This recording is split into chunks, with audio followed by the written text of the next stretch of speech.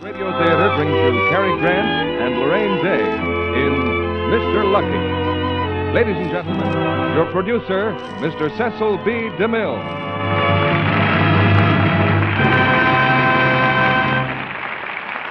Greetings from Hollywood, ladies and gentlemen. The zest and enthusiasm that Cary Grant puts into every performance must convince the most hardened cynic that Cary loves his work. He loved it enough to run away from school at the age of 13 to join a troupe of acrobats. He loved it at 15 when he was a knockabout comedian in vaudeville. And my guess is that he tried to give just as good a performance then as in these latter days when everybody looks forward to a new Cary Grant picture as an occasion for celebration. The latest case in point is the RKO hit, Mr. Lucky. And starring with Cary and Mr. Lucky tonight is Lorraine Day, one of the screen's really brilliant young actresses. In fact, after seeing her work in Mr. Lucky, I picked her for the leading feminine role in The Story of Dr. Wassel with Gary Cooper. Tonight's play has many surprise twists. On the screen, Mr. Lucky made a killing, as he himself would put it. Or, in plainer English, the picture hit the jackpot, drew the moolah at the box office. And that's never a matter of just being lucky. The producer of a play, a picture, or a radio drama like these that Lux Flakes bring you on Monday evenings can't trust to luck. He's got to rely on hard work, careful planning, and casting. And in these days, I'm sure the housewife is very sympathetic with that point of view. Shortage of manpower has caused a shortage of many other things. And so in most homes, things must be made to last longer than ever. The housewife who's had the wisdom to use Lux Flakes is certainly Mrs. Lucky. And now the curtain for Mr. Lucky and the first act, starring Cary Grant as Joe and Lorraine Day as Dorothy, with Arthur Hole as Swede.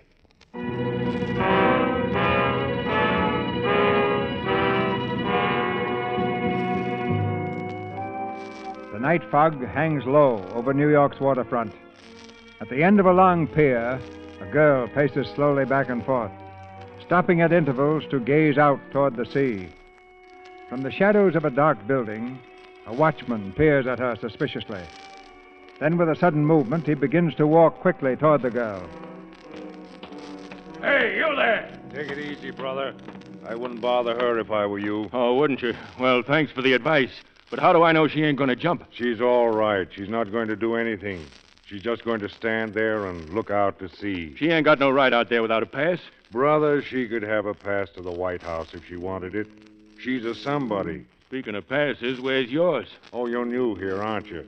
Take a look. Oh, ship's master, huh? You see? I told you she was all right. She's just standing there. Well, what's she going to do now? She's watching for a ship to come in. Only it's sitting at the bottom of the Atlantic. What ship is that? Used to be called the Fortuna. Oh, yeah, that gambling ship. She used to be sitting right here at this dock once. That's right. She was owned by a boss gambler called Joe the Greek. You ever hear of him? Oh, sure I did. Did you know him? Yeah, I was master of the Fortuna. Say, tell me, was he really a Greek? No, nobody ever knew what he was except tough and too smart for his own good. Oh. Crossed you up, huh? No, he crossed himself up. How? That girl there. Right here on this pier was the last time she ever saw him. When was that? Back a ways when we had the Fortuna tied up here. We weren't operating then. We were broke and full of trouble. One day, that was in October 1941. You see, we'd been driven off the West Coast by the law and put in here to raise a bankroll so we could operate in Havana. Joe was kind of up against it. Little Greek sailor we had aboard, a guy named Boskopoulos, was pretty sick. Joe came waltzing up the gangplank with his face full of fine and dandy and his heart full of ice water. Hiya, Swede. How's Boskopoulos? Looks like he's going to join Bonham and Bailey, Joe. Yeah, what'd the doc say? Well, according to the doc, he's already gone. Uh-huh. He said he wouldn't last over an hour, 2 hours ago. All gone inside.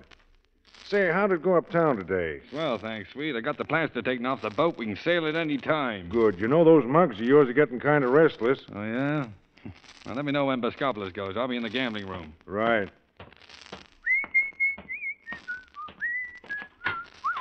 Hey, fellas, here's Joe. Hello, boys. Well, anything happened today, Joe? Landy, boys, I got it. Yeah, you mean the boat's released? Cost me 10 grand, but it was worth it. Look at that. Signed by His Honor, the Superior Court Judge. It took 7 lawyers to write it up legal and Joe to do the fixing. Here, Zep, put it in the safe. Boys, we're sailing for Havana as soon as Bescopoulos kicks off. Forget it, Joe. This ship ain't going nowhere. Huh? Who says so? Your Uncle Sam. What is this, Zep, a rib? Yeah, take a gander at these little postcards. They arrived this morning. Oh, yeah? J. Bescopoulos, G. Zep, Joe Adam. Oh, it's me. Hey, what is this thing? It's from your draft board, Joe. You've been classified.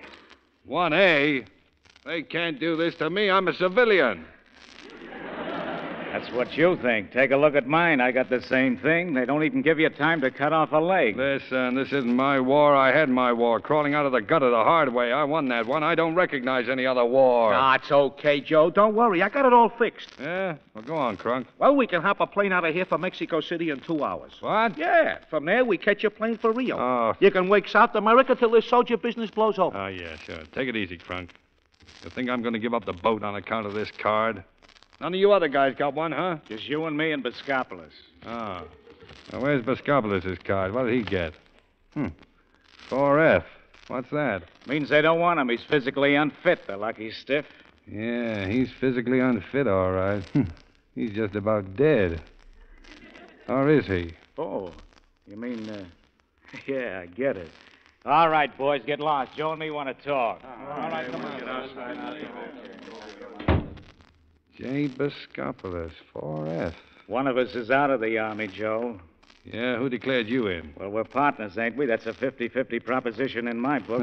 What do you want, half the card? I'll trade you my half the boat for the card, Joe. What good would the boat do me in the Army? The one that gets the card gets the boat along with it. Who gets it, Joe? You want to cut for it? No. Poker dice. All right, you got a deal. I'll get the dice. Wait a minute. Can't you wait and make the thing legal? What's wrong with poker dice? Not a thing, only the guy ain't dead yet. I never took anything off a pal in my life. After he joins the circus, well, that's different.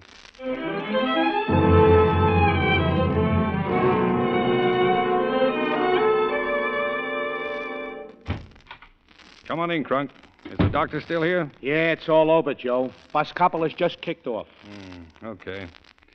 Here's the dice. Take your best shot, Zep. Right. The winner gets the draft card. And the boat. Shoot him. Hey, come on. Keep your hands above the table, Zep. What do you mean, Joe? Roll him. Oh, sure, Joe. 3 kings. 3 kings. It's up to you, Joe. Yeah. Nice rolling, Zep. But this ain't amateur night. I don't get you. Didn't you see an elephant walk across the table with muddy feet? I didn't play the switch on you, Joe. Didn't you? Then blow on him for luck. Go on, blow. Okay, sure. That's right. I wouldn't shove around my own partner. Sure you wouldn't. 3 kings to beat, huh? Yeah, that's it. Okay. Holy smoke. Read 'em, Zep. What do you say? 3 aces. Yeah. Well, Zep, take good care of yourself. I'll have a nice big service flag hung up with a single star on it, just for you.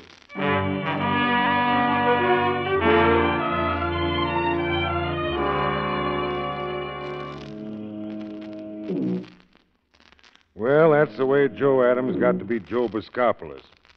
That afternoon, he went uptown again with Crunk to raise $50,000. We needed that much dough so we could sail. Well, how about it, Joe? Did you raise the wind? Raise the wind? I couldn't even raise a good cough. I don't know what's happened to this town. What about all them soft touches, you know? Ah, the heat's on. The other got caught in the draft and went square and paid their income taxes. Income taxes. Well, looks like our luck is out. Hey, boss, look. Look at what? That car parked there. What about it? Look at the license. 7L7777. 5 sevens, 5 naturals. Oh, this is going to change your luck, boss. Come on, get in. Now, you get in. I'll wait here. What? Boss, you know it's no good if we both don't get in together. What's the matter? You trying to jinx it or something? Come on. Okay. I beg your pardon, sir. That's okay, Bud. We just want to sit in the back for a second. But the lady I drive for... It won't hurt anything. Now, sit down, Crunk. Oh, boy, 5 naturals. Please, sir, the lady... Yeah, take it easy. Is that long enough, Crunk? Yeah, I guess so. Oh, get out. This guy's getting nervous. Howard, we'll go right back to... Oh. Oh. Sorry. Miss Bryant, these gentlemen just opened the door and sat down. I don't know. It's all right, Howard. How do you do? How do you do? Can I sell you a ticket to our charity ball? Oh, sure. 1 or 2? 2. Here you are. They're $50 apiece. Oh, just it. Oh, cheap affair, isn't it? Not exactly. But we're trying to raise $100,000. Are you now? Well, that's a coincidence. Yeah, what's it for, sister? War Relief Incorporated. I'm interested in relief. Where are your headquarters? The address is on the ticket. I say. Well, here, you keep the tickets. I'll look you up. As a matter of fact, I may throw something your way. Well, thank you.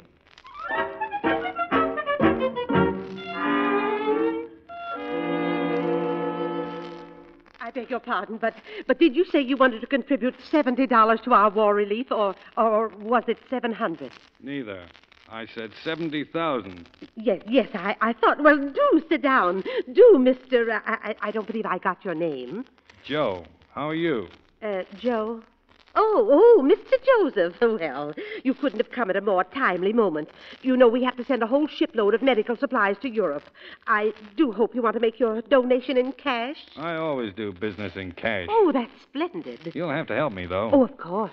Well, you see, I'm a boss gambler. That's my business. Oh, we never inquire into one's association. Yeah, now, this charity affair of yours, that's made to order. All you have to do is give me the gambling concession. Gambling? Sure, blackjack, chuck-a-luck, roulette. I'll raise the dough for you in one evening. I don't understand. Well, it's simple. You're given a ball, we take rooms next to it. All you have to do is steer the customers in. I supply the dealers, the tables, the layout. All you have to do is sit back, rake in the winnings. But are there always winnings? Suppose you lose. We can't. Now, look, I'll show you what I mean. Here's the dice. You roll them. You're the customer. Shall I? Sure, go on, roll them. There, you see, snake eyes. You lose. Now, what's the difference? 7. I win, see? I'm lucky. I can't lose. Well. I'll do it again. This time I'll make a dump shot. A what? Dump shot. Oh. Hand me the glass. Now, what? See, 7. How do you do it? Influence. Look, you bring me the right people, I'll get you that 100,000. But it's gambling. Not the way I do it. It so happens that gambling is against the law in this country. Oh, hello, you. Oh, Dorothy, this is Mr. Joseph, my lieutenant, Miss Bryant. I've already had the pleasure. It so happens, Mr. Joseph, that we have a committee of financial advisors.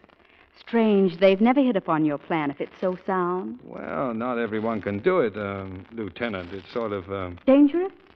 That's what I mean. Oh, I'm afraid Miss Bryant's right.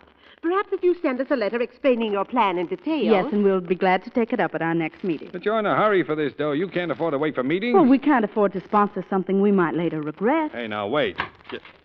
Dorothy, don't forget your appointment at the bank. Oh, all right. Thanks. Goodbye, Mr. Joseph. I'm sorry, Mr. Joseph. Hey, look. What bank is she going to? Why, it's at 31 East 39th. Oh, thanks, Toots.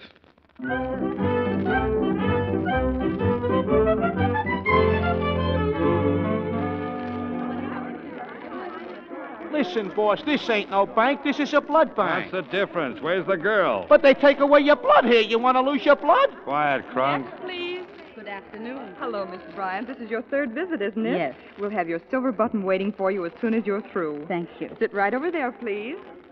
Well, hello. Hello. Well, this is quite a surprise. Not particularly. It so happens I rather expected it. Ah. And if you think your persistence is going to have any effect on me, you're mistaken. Well, now, I can't see how you people can pass up $100,000 for the cause. For whose cause?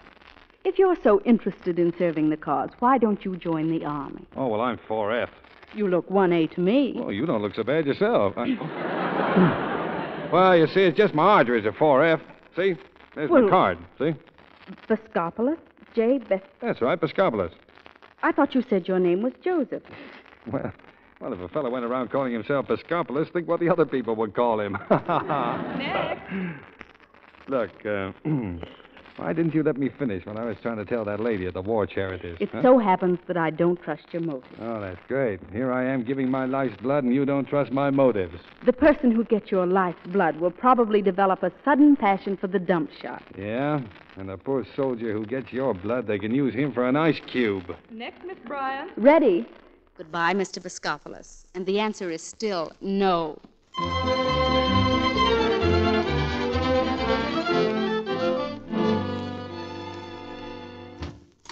Hey, boss, 1A is back. Huh? Zep, he ain't in the Army yet. Hiya, Joe. What's doing? Oh. How come you're not in uniform, Zep? Well, I got a couple of weeks before I go to camp. I ain't got any place to flop. Okay if I stay here on the boat? Sure, why not? Thanks. How you coming with the bankroll?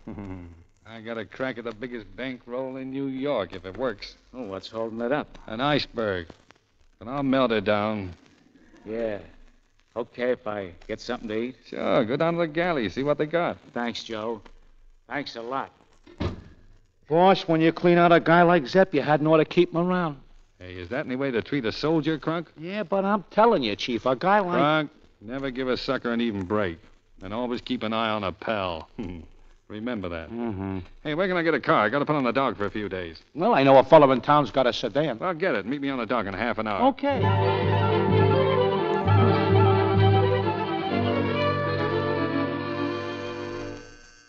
Yes? Oh, Miss Bryant, there's a recruit out here in the office. I don't know what to do about it. Well, hang on to her. We can use anybody. But Miss Bryant, it's rather a special case. Well, send her in before she changes her mind. Oh, hello. Oh, what do you want here? Oh, well, I'm her. Oh, I see. Mm-hmm. I've been thinking about what you said yesterday, and I was wondering why you couldn't use me in this setup. You mean you want to enlist in this organization? Yeah, it's time for every man to do his bit. If it wasn't for this weak heart, believe me... Arteries. Arteries. Well, it's the same thing. How about it? What about this gambling at the ball business? Oh, I forgot it. Too bad. It was a good idea. Yeah, good for the cause, too. Well, let it go. Well, I have no right to refuse any enlistment. However, I think I should warn you. We've had a few men before, but they all asked to be transferred to more active branches. So many women around got on their nerves. Oh, that won't bother me. I might have known. But perhaps you'd better read this first. We expect a lot of our workers. Thank you. Do you mind if I sit down, please, ma'am? No, of course not. Dorothy, I just thought about... Oh. Oh, hiya, Toots. Hiya. He's going to enlist, Veronica. Enlist? Really? Yes, ma'am. You're sure you know what you're doing? I'd do anything to help the cause, anything. Oh, I think that's wonderful. Well, perhaps you're right. The discipline will be good for him, too. Of course. Now, you fill in the application and I'll get you a button. Thank you. Sign on the bottom line, Mr. Baspopoulos. No. Biscopoulos. I didn't think you'd forget me. I don't intend to. You mean sign here? That's right. Here's your button. Now you're one of us, Mr. Biscopoulos. Oh, Greek? American, naturalized. Oh, yes. Well, Dorothy will take care of you and come and tell me how you're getting on. Yes, thanks. Well, everything's fixed. I'm in. Stand up. Huh? Take your hat off my desk. What? Put out that cigarette. Yeah, but... Recruits are not allowed to smoke during office hours. And before you leave, put a fresh bottle of water on that cooler, please. Oh, yeah, sure. How would you like to begin with a propaganda project? Yes, sir, or madam. Now tell me, do you know how to knit? Knit? I asked if you knew how to knit. Knit? In England, men who are incapacitated knit without hesitation. Knit? Why, the best knitter I ever saw was Wing Commander Barnstable. He picked it up while he was in a plaster cast. I don't knit. That's exactly the attitude we're trying to combat. Now, look here, I don't mind... We want a group of obviously masculine men to take up knitting. Do it perfectly casually in public places. You think I'm strong enough? I'm quite serious. Half the women who were knitting for us last year are now learning to drive ambulances and run buses. Yeah, but look. You don't seem to have caught the idea of the organization you've just joined, Mr. Biscopoulos. We're people who won't be able to get into the actual fighting. We resent that fact. So we take our resentment out in doing our best to help when and how we can. Oh, well, I'm not backing out. I can't knit because I don't know how. That settles it. Report to Mrs. Van Every. She's our best instructor. Well, now, wait a minute. Or do I tear up this application? Oh, okay. I knit. Good. You may report to Mrs. Van Every. Thank you, madam. I knit. Go ahead. Well, look, just one more thing. Yes? When do I get to trim a hat? Before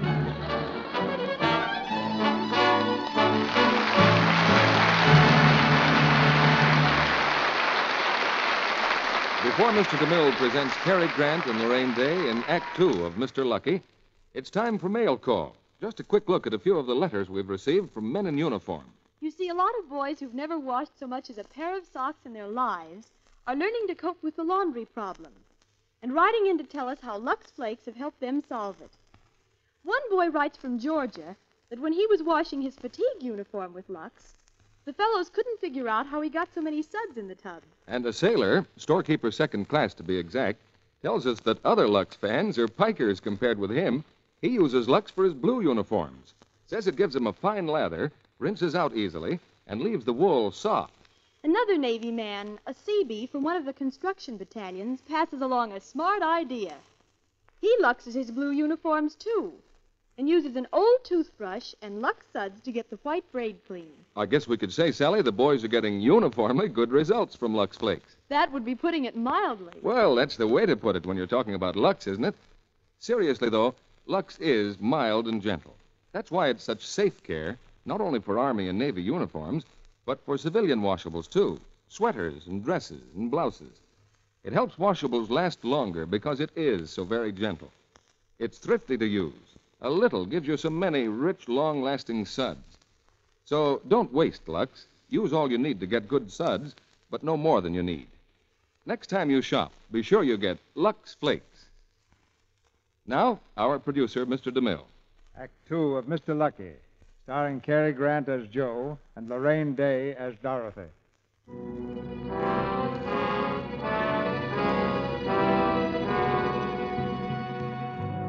Yeah, this Joe was a funny guy.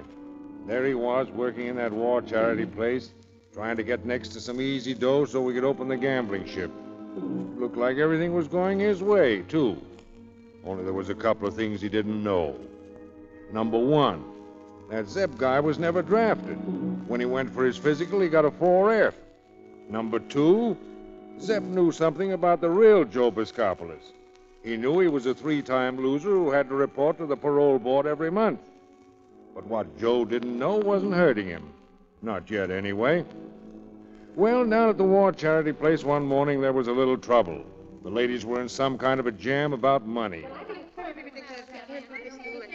All I know is I want $1,200. Please don't shout. Oh, excuse me. Excuse me, ladies. Good morning. Oh, good morning, Mr. Biscopoulos. Well, what seems to be the trouble? Well, she owes me $1,200. That's the trouble. He's trying to charge us $6 apiece for some second-hand blankets. I could have got $10. Millions of refugees shivering in tents, and this creature tries to hold us up.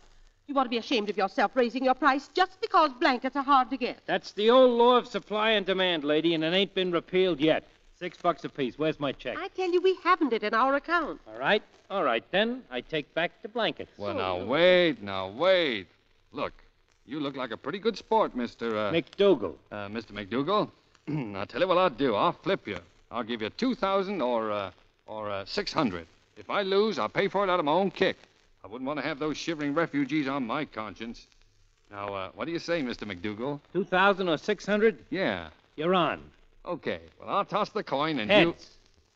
Oh, wait a minute. Oh, I am sorry. I couldn't do it with this coin. You see, it's got tails on each side. I got it from a gambler. I wouldn't want to gyp you. See, you'd have lost. Oh, well, thanks. Yeah, now, what do you say we do that old behind-the-back routine? Behind the back? Yeah, you guessed what hand it's in, you know? Oh, yeah, sure. Go on. All right, now, are you all ready? Yeah, I'm ready. All right, which hand? The left. The left. Well, let's see. No, it isn't in the left. Well, I'm sorry, Mr. McDougal. We get the blankets for 600, though. Oh, now, wait a minute. You ought to give me another chance to break even. Double or nothing. Oh, no, I don't think I could do that, Mr. McDougal. Some of the main guys in here don't like gambling. Double or nothing. Come on. Well, all right. Are you ready? I'm ready. Double or nothing. Here you are. Right hand or left? The left. Open it up. There you are. Empty. You know, that's a funny thing. That wouldn't happen again in 1,000 times. Yeah, well, it won't happen again to me. Never mind. You'll sleep well tonight because you did a good deed for a worthy cause. Here's a button. Now you're one of us. I have contributed to War Relief Incorporated. Yeah. I have been taken by War Relief Incorporated.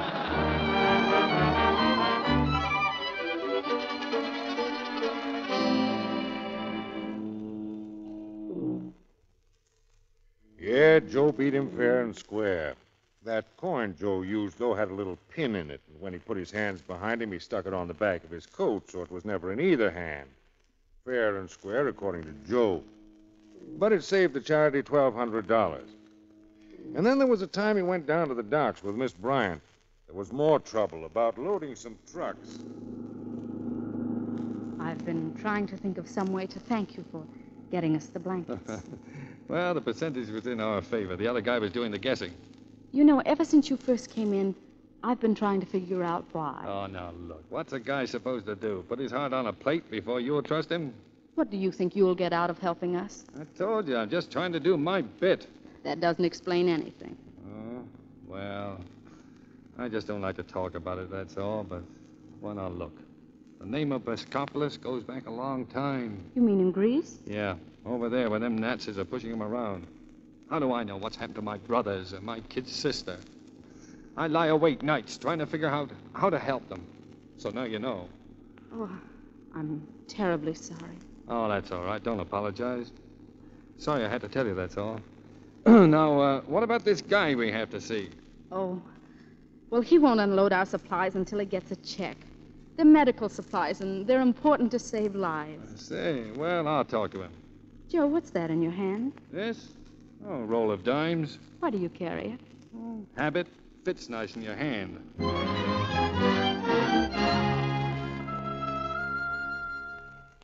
Joe talked to the guy all right. And when he got done, the guy really listened to reason. Of course, that pack of dimes in Joe's hand helped a little. Oh.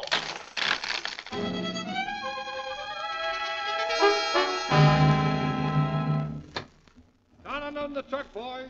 Joe, your face is cut. Oh, and your coat's all ripped. Oh, come on, let's get back to the charity. What happened in there? Oh, you misunderstood that guy. A nice fella, family man. What happened to your dimes? Huh? Oh, I tipped a guy. Did you have to tip him very hard? What, me? Fight? Go on, I'm a peace-loving citizen. Joe, he might have killed you. Oh, don't be silly. It's just a scratch. Say, would you mind if we stopped at the tailor's so that I can get him to sew this fiddle? The what? The fiddle and flute. My suit. Oh, what kind of double talk is that? Oh, it's a language. I picked it up in Australia, like shoes, ones and twos. Sounds like poetry. Yeah, well, that's the idea. Jingles. Like, you're a girl, twist and twirl. Oh, well, what are you? Me? Oh, I'm a bloke. Heap of coke. Well, this twist and twirl is going to take care of the heap of coke's scratch. Yeah, cabbage patch. We'll stop at my house. It's on the way. Oh. Anybody home? No. Fine.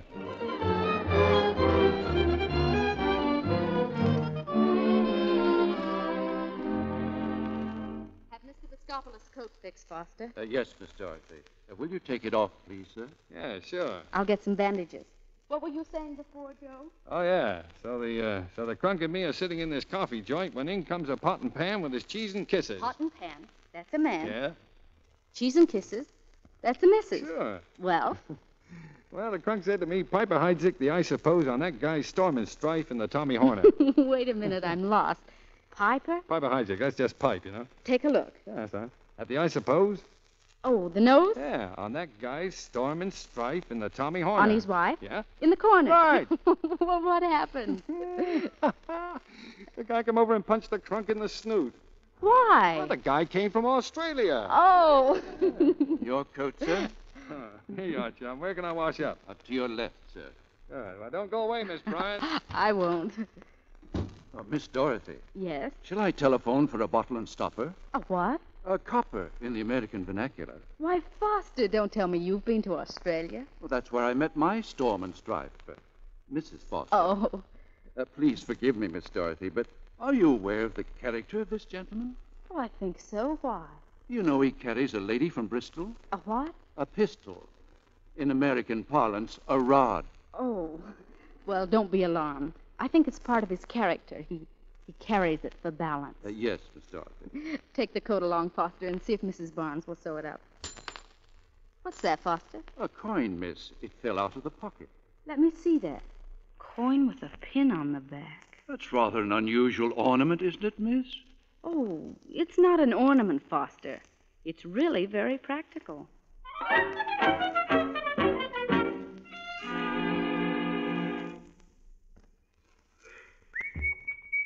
you coming with the fiddle? Here you are. Thanks. By the way, Foster was quite alarmed. He thought I should send for a bottle and stopper.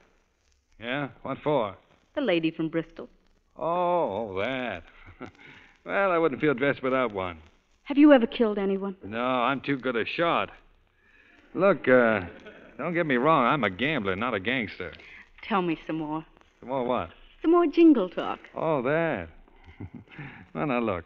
If we were going together, well, you'd be my Briney Marlin, my darling, see?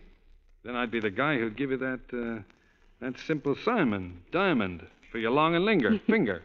The guy what give me this Simple Simon was my mother. Oh, yeah? More. Well, Barnet Fair's your hair.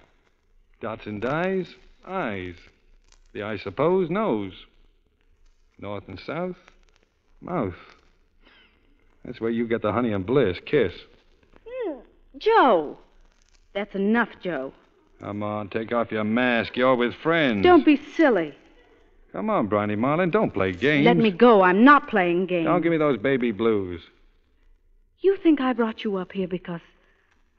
Well, didn't you? Or have you changed your mind? All right. Suppose we settle it with that game you played with McDougal. What, you mean the coin stuff? Mm-hmm. Behind the back. Okay. Well, here's a coin. Now, you ready? Mm-hmm. All right. Which hand is it in? Neither. Oh, no. Come on, play fair. You got to guess. Neither. Open them both. Okay. You see? Oh. It's in the left. But... Well, looks like you lost. Well, when you played it with McDougal, you... Yeah, I know. I pinned it on the back of my coat. But that was different. You never give a sucker an even break, but you don't cheat a friend. I believe in that. I live by it. You don't think I play phony with you, do you? Well, you lost. Well, I didn't know the rules of the game. Oh, you didn't? Well, okay. Where's my tit for tat? Hat. Joe, wait. What? Joe, will you run the gambling concession at the ball? Well. You sure you can trust me? Now I know I can. Okay. You got a deal.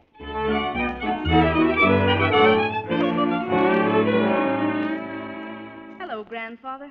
Foster said you wanted to see me. Yes, sit down, Dorothy. Wait till I powder my eyes, suppose, and comb my barnet fair. Where on earth did you pick up such gibberish? From Foster. It's wonderful slang, Grandfather. You should talk to him. I have been talking to Foster. Oh? What do you mean, Dot, by bringing a gangster into this house? Now, don't tell me you're worrying about me, Grandfather. I'd give you odds against any 8 gangsters in the city, but I don't want them coming to my house. What can you see in a fellow like that? Joe's the first man I've ever met I'm afraid of. It's exciting. Joe? See here, Dot, this fellow hasn't been making advances to you, has he? Of course. He kissed me. What? Right on the north and south. I pretended to be angry, but the truth is I liked it. Now, see here. Oh, now, Grandfather, don't worry. Get rid of him, child. Get rid of him at once. Well, I suppose I should. Yes, I think he'd be too hard to tame. Good night, Grandfather. Dot, what's his name? The heap coke?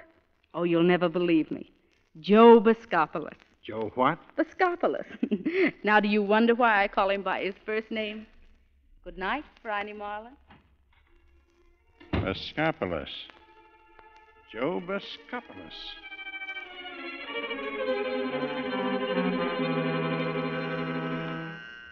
Yes? Miss Bryant, there are 3 men here to see you. What about? Well, I think they're detectives, Miss Bryant. Oh. Well, send them in. Miss Bryant?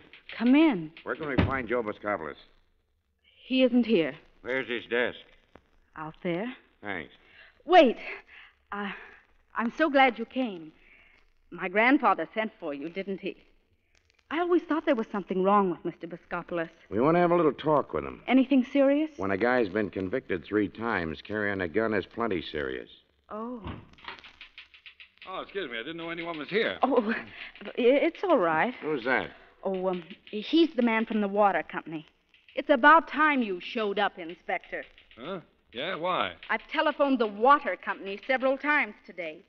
3 bottles and stoppers arrived this morning, with no coolant. Oh, 3 Sure. Three bottles and stoppers, huh? Yes. Is this the best service you can give us? I've just about made up our mind to take our business elsewhere. Well, where, for instance? I think the Plaza Fountain Place will serve our needs in the future. Okay, lady. Go on up to the Plaza Fountain Place. Will you sit down, gentlemen? I'm afraid you'll have to wait.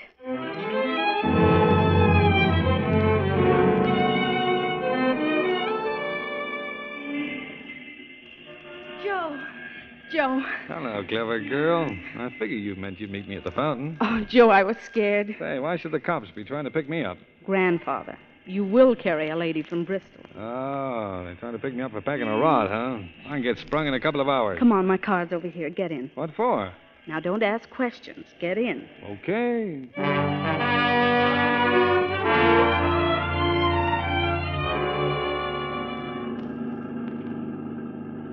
Say, we're not only out of town, we're out of the state. Is it all right for me to ask questions now, please, teacher? I have to talk to Grandfather. Well, he's back in New York. Oh, I have to talk to him on the phone. We've passed thousands of good phones. No, this call must come from the right locality. Grandfather's no fool. Oh, well, how far is the right locality? Pretty far. Relax, Joe.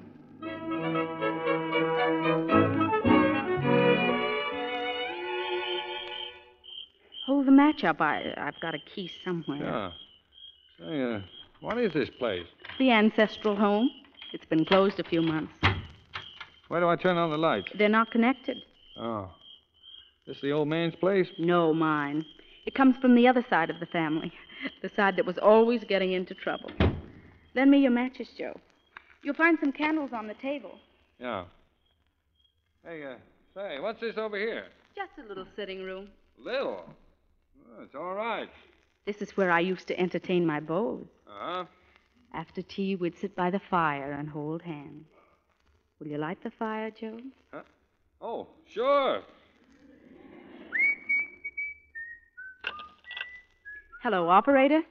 Oh, it's all right. This is Miss Bryant. Oh, I'm fine, thank you. I want to talk to my grandfather in New York. Yes, that's the number. Will you ring? Thank you. Why, for a family that was always getting into trouble, they did all right. Well, it was just that they never seemed to behave the way people expected them to. There are the family portraits. Look at them. The crazy darlings. Maybe it will give you some idea of why I don't make sense. What did that one do? Well, he was a great admirer of the ladies. Ah. This one was a hunter and maker of 19th century love. Mm-hmm. Where'd he get his dough? From the first one. The next one wrote poetry, privately printed at his own expense. Yeah? Where'd he get his dough? From the second one. Oh. Well, where's the guy that made all the dough in the first place? Over here. My great-great-grandfather. From log cabin to riches. Ah, that's the guy. Hello? Oh. Well, will you call me when you get a line through? It's important. Hey, what are you going to use for an argument when you get him? Oh, I'm not going to say much. He's going to do most of the talking. He's going to tell me about your 3 convictions, and I'm going to tell him I don't care. Wait a minute. What 3 convictions? Oh, don't pretend, Joe. It's all right. Oh, what are you talking about? I know all about it. The policeman told me today. Go on. I never took a rap in my life. Please, Joe, be honest. All right. I haven't always been on the level, but I kept my ears clean as far as John Law was concerned. Hello, Grandfather? Now, don't get excited. I'm in Maryland. Maryland. That's right. Grandfather, you sent those policemen to the office today, didn't you? Well, listen. You know the laws of Maryland, don't you? Well, unless you give me your word of honor the police will be called off, I'm going to marry him. Marry him. Oh, I can't I? I'll give you 10 seconds to make up your mind. What? Give me your word, then. Thank you, darling. Good night. Well, didn't I tell you to leave it up to me? Yeah, you're great. Well, it worked. Why wouldn't it work? You had a swell club to smack him with, me. Joe. You think the worst thing that could happen to you is to marry me. The people like you, folks like me, are animals. We're so bad, and you're so very good. What do you expect, credit for it? How could you be anything else with what you had to start out with? You ought to be horsewhipped if you didn't turn out right. What are you so high and mighty about? What did you ever do? Joe. There's the guy up there. He made all your dough for you. And he was born in a log cabin. You know where I grew up? in a one-room shack with a dirt floor. You talk about this side of your family and that side of your family. As far as I know, we only have one side, and it was awful poor. Lots of times there wasn't what for to eat. That's why I ran away when I was 9. I got tired of being hungry and seeing my old lady go hungry until she died. Oh, please, Joe. Oh, well, I'm not complaining. It's okay with me. I just got a load in what gives with your kind of people. My kind? I just know that your kind can look through me like I was a pane of dirty glass. Oh, it's not me, Joe. It's people like Grandfather. I thought you knew how I felt. Sure, I know. Anything for the cause. I'm not kidding myself, sister. I know how I stand with you after you cash in on me. You're wrong about me, Joe. You're all wrong. All right, come on. We can quarrel all the way back to New York. Wait a second. Did you mean that about me being wrong? I should have slapped your face. Well, why didn't you? Because you'd have slapped mine back. I don't know what to make of a dame like you. Neither do I. Yes, I do, too. I suppose I've known for weeks that I'm in love with you. Hey. Oh, Joe. Joe, look at me. Won't you say something? Don't you like it? Oh, I don't know. I don't know whether I like it or not.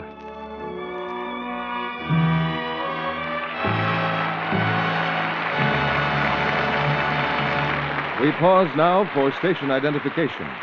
This is the Columbia Broadcasting System.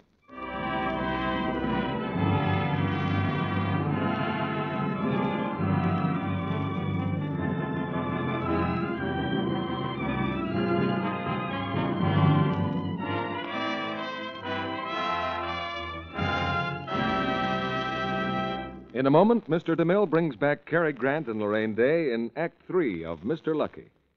But now let's look in at a house around the corner where young Mrs. Adams is washing dishes and laying down the law at the same time. Any day now. Do you know what I'm going to do? I'm going to start rationing dishes around this house. You children can have one plate apiece, and if you want any more, you can just wash them yourselves. Well, my hands are in such a state right now, I'm ashamed to look at them. Sounds to me like a case for Lux Flakes. Mrs. Adams, Oh, how would you like your hands to lose that ugly dishpan look and grow soft and smooth again? why, I'd love it, but who's going to wash the dishes? You are. All you have to do is change from that strong soap you're using to gentle Lux Flakes. Well, how do you know just changing to Lux will help my hands? We've proved it by actual tests. Scores of women prove that simply changing from strong soaps to Lux Flakes for dishes gets rid of dishpan redness. Well, that certainly sounds worth trying. And that's not all. Those same gentle Lux Flakes that are so kind to hands do more work, too. Lux does up to twice as many dishes as the same weight of other well-known soaps tested. And before you ask me, yes, we've proved that, too. You mean I can actually do more dishes with the same weight of Lux and have my hands look softer and smoother, too? Uh-huh, I do. Well, my goodness, what am I waiting for? I'll run down to the store and get some Lux Flakes right this minute. And, Mrs. Adams, if you don't find Lux Flakes in stock today, it's worth waiting for. Your dealer will have more soon. Remember, Lux does more dishes and saves your hands. Be sure you get Lux Flakes. Now, Mr. DeMille returns to the microphone. There's a secret to tell about one of our stars after the play.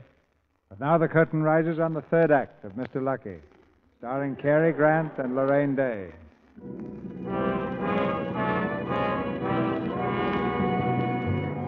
Something funny happened to Joe after that. I guess it was falling for that girl the way he did. And then a letter came for Joe Biscopoulos, the real one who died. It was in Greek, and Joe took it down to a Greek church and asked the priest to read it to him. You wish to see me, my son? Yes, Father. I got a letter. It's written in Greek.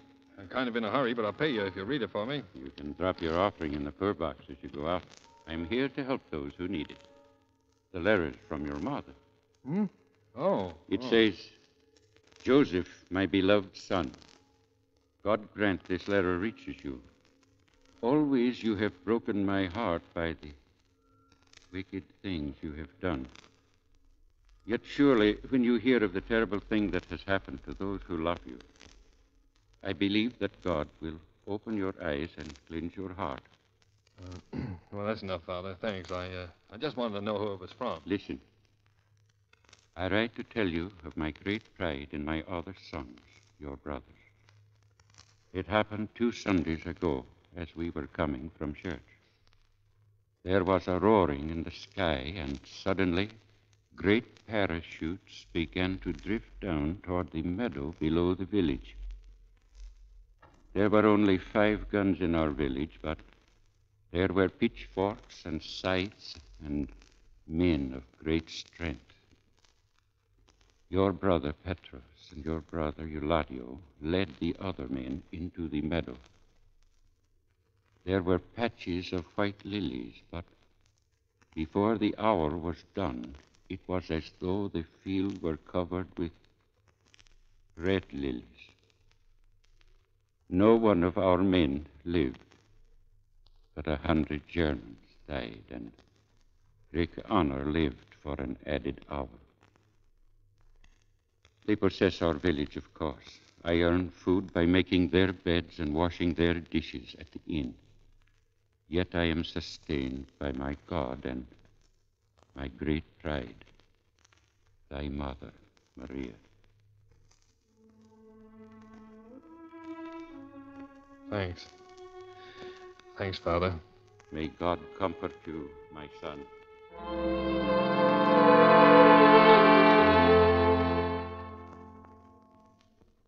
It was that same day that we opened the gambling concession at the ball. It was a big night, and the dough was rolling in. Joe showed up about 11 o'clock. Gee, boss, you sure picked a soft touch. Yeah? I guess we ought to leave something for charity, huh? You know, maybe a couple of grand. Even so, our grab ought to be over 200,000. Hey, what's the matter, boss? Crunk, did you ever sit on a park bench for 2 hours and look at yourself? Our grab is nothing. But I thought you said we was taking a whole take. Just keeping out enough to pay off the boys. The rest goes to war relief. Yeah, but Joe... You don't mind if I double-cross myself, do you? Yeah, but look, Joe, You look. This charity bunch has a boat docking next week. They're loading her up with supplies going over to Greece. They need those things over there, and they're going to get them. Okay, Joe. Where's Joe? I gotta see him. Hey, there's Zepp. Let him in and close the door. In here, Zepp. What do you want here, Zepp? Listen, Joe, there were a couple of parole officers down at the boat. What they got on you? Not me, Jay Buscopoulos. It turns out he was a 3-time loser under the bombs law. Oh, that was it. 3 convictions, huh? Yeah, that puts you on the spot. One more rub with the law, and Buscopoulos goes up for life. You better beat it, Joe. Not tonight. Well, I stalled them off, but suppose they come here. My neck is clean. Take over the cash box, Crunk. I gotta see somebody.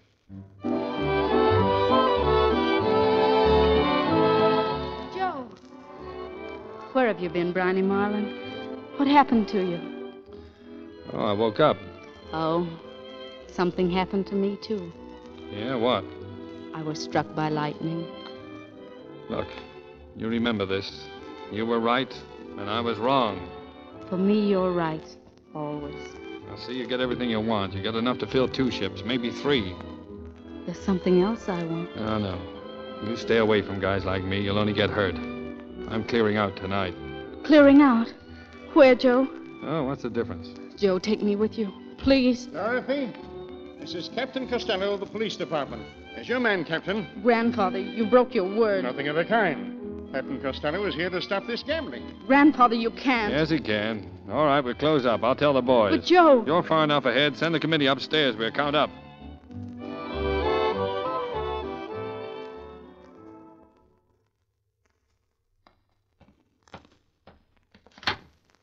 All right, we're closing up, Crunk. Hey, where's the Crunk? Close the door, Joe. Where is he? The boys took him inside. We're handling the money now. Yeah. What is this? The law's downstairs. We're closing up. Who did you think you were fooling, Joe? We knew that dame had the ring through your nose. I'm declaring myself back in the old partnership. Any arguments? All that parole board needs to know is Buscopoulos operated this game, and those one-way doors clanked shut for good. I can prove I'm not Biscopoulos. Okay, then you're Joe Adams, a draft dodger. That's good for 10 years in Leavenworth. Better be a good boy, Joe. Okay, I know when I'm licked. Here come the dames to check up. Let him in. Don't open that door. Sit tight, Joe. I got a rod looking you right in the middle. Take it easy. What about the dough? We're taking it down the back way. All of it, huh? Every nickel. Here it is, Zep. Yeah. Put it down, Zep. Hands off, Joe. Put it down, Zep. Get away or I'll... Now, put it down, Zep. Wait, you. Zep, we gotta get out of here. Zep! Open up. Open this door. You've got the lights. Open up. Where's the back door? Somebody get a light.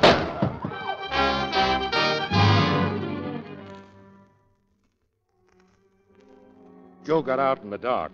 He went down the fire escape with the dough in his arms and a bullet in his chest. I met him at the boat and took the slug out of him. But he was a pretty sick guy. Next morning, he sent me around to the girl's house with the dough wrapped up in some newspaper. Wait a minute. Where is he? Where's who? Where did you get this money? The man I met in the park. He asked me to bring it to you. Oh, you're lying to me. Where is he?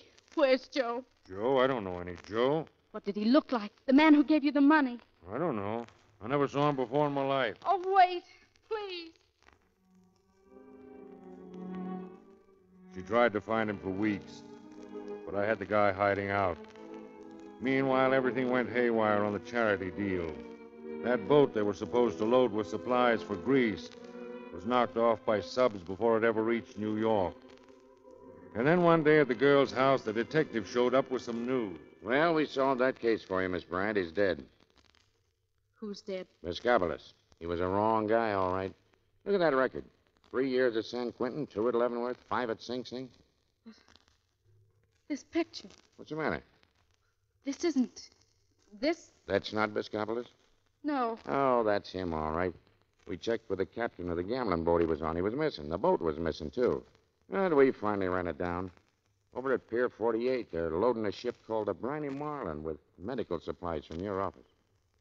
What? What did you say the name of the ship was? The Briny Marlin. At least that's what they call it now. The Briny Marlin. The Briny Marlin.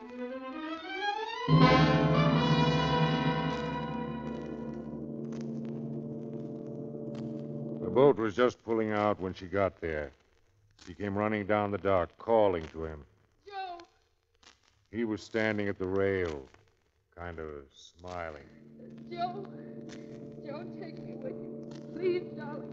I love you.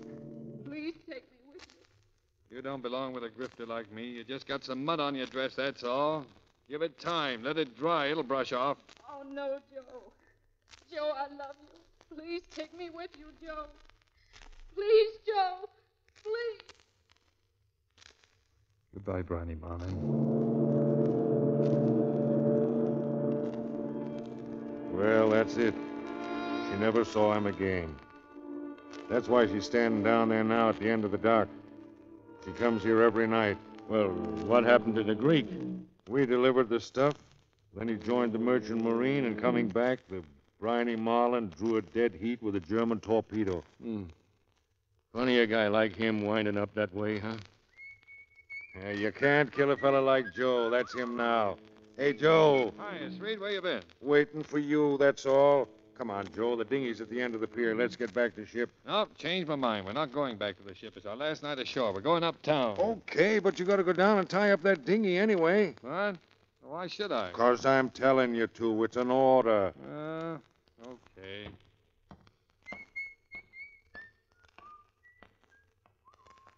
She's turning around. I think she sees him. Yeah. Joe. Oh, Joe. Oh, Joe. I've been waiting for you so long. It's okay. That's the real finish. We can go now.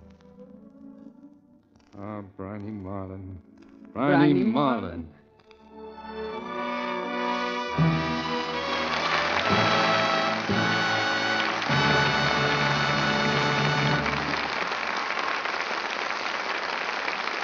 Our stars will be back in a moment for a curtain call. Meantime, here's a true story about how highly one girl valued her nylon stockings. She actually turned in a fire alarm to save them. She felt herself falling and caught at the nearest support, which turned out to be the handle of a firebox. Well, fortunately, there's a way to save those precious stockings of yours without calling out the fire department. Just Lux them after every wearing. Yes, in a whole series of tests, Lux cut down runs over 50%. Rayon, nylon, silk, and cotton stockings all were tested. All gave the same kind of results. Stockings washed with Lux Flakes didn't go into runs nearly as quickly as those rubbed with cake soap or washed with a strong soap.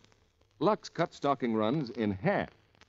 You see, Luxing saves the elastic qualities of your stockings, so they can stretch and spring back into place again when you strain them, instead of breaking easily into runs.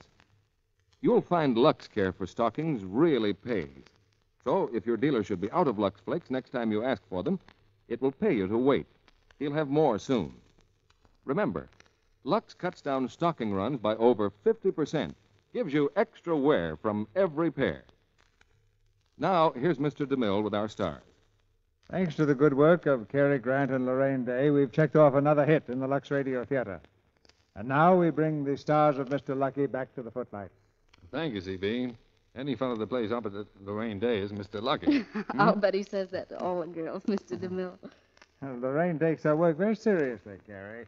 Right now, I believe she's studying photography, so she'll know more about light and shadow and angles. Well, she's right. The picture business has a lot of angles. Camera angles. Oh. I think pictures are just like anything else. You've got to study your job. I started when I was a youngster playing games. What, cowboys and Indians? Playing with cowboys and Indians. Excuse me. We lived on a ranch right next door to the Ute Indians, and I learned to ride and rope by the time I was 10. Now, personally, I like a leading lady who can ride and rope.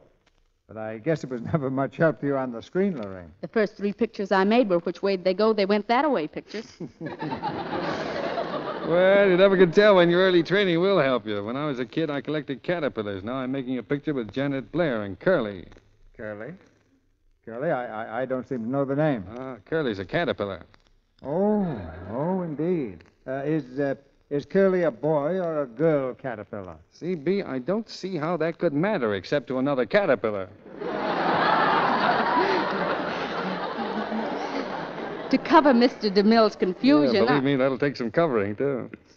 Well, I'll ask him what play he's producing next week. No, thank you, Lorraine. It's slightly dangerous. Huh? What is? Now, don't start that again, Cary. It's the Metro-Goldwyn-Mayer picture hit, Slightly Dangerous. And our stars will be Lana Turner and Robert Cummings. It's the story of a young girl who discovers a way to change her personality and finds some very gay adventures all at the same time. Slightly dangerous, but much more than slightly entertaining. Well, it sounds great, C.B. Good night. Good night. Good night. Good night. There was gold in that star acting.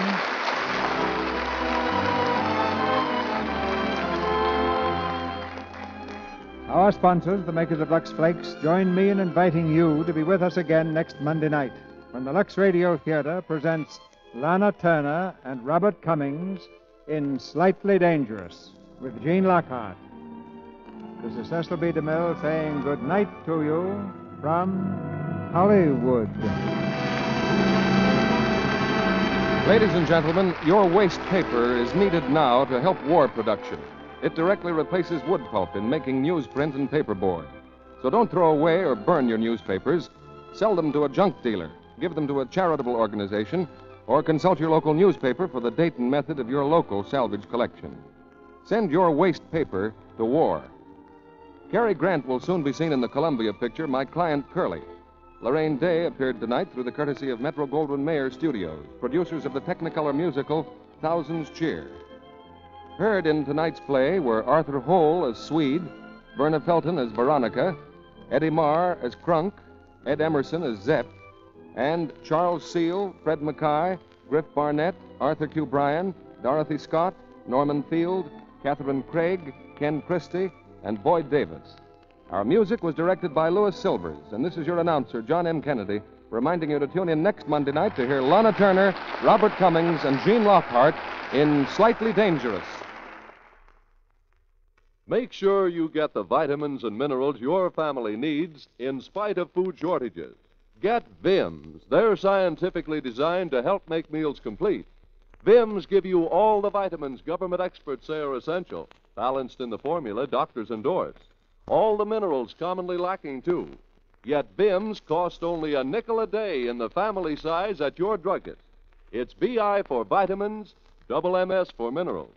This is the Columbia Broadcasting System.